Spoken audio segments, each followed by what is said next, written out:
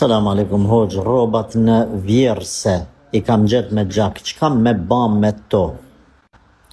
Aleikum selam rahmetullah.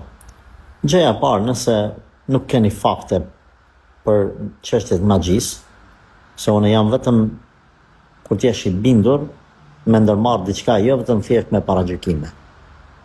Pra, nëse mendon që ai gjakar si pasojë ndonjë insekti, kafshë, në I macë është përla dhe e kanë gjakos me zvete, e lanë kur gjë kërkuj.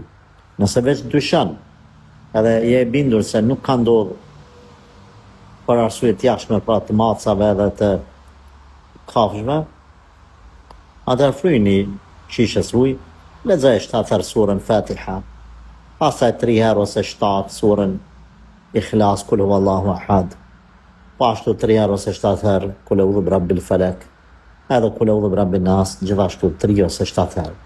Ajetul kursin mas Fatiha sa rroba ta përmendi, mundesh 1 herë, mundesh 3 herë, I frynat ujë, pastaj e shtenat dhe robë në qatë ujë, edhe mund ta lash prap, edhe ta vendosësh me utër.